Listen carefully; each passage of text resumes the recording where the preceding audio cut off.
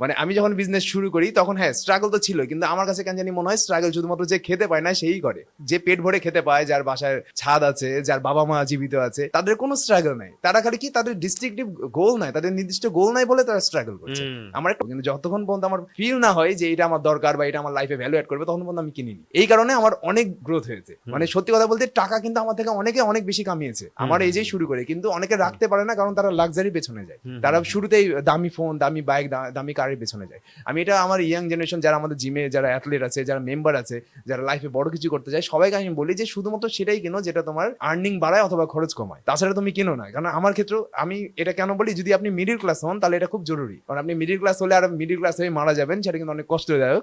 হ্যাঁ, গ্রেট হতে হবে না, আপনাকে মিলিয়নারি হতে হবে না, কিন্তু লাইফ তো ভালো মতো লিড করতে হবে, যেন আপনি আপনার পরিবারকে ভালো মতো সাপোর্ট দিতে পারেন, যেন আপনি আপনার সন্তানকে একটা ভালো শিক্ষা দিতে পারেন, উচ্চ শিক্ষিত করতে পারেন, সে যেন ভবিষ্যতে ভ্যালু অ্যাড করে, সেটার জন্য তো টাকার দরকার আছে। তো সেই টাকা কিন্তু আপনি যদি অল্প বয়সে 20 থেকে 30 বছর বয়সে যদি আপনি শো অফ করেন, সেক্ষেত্রে আপনি ভবিষ্যতে কোনোদিনও ফ্রি হতে পারবেন না।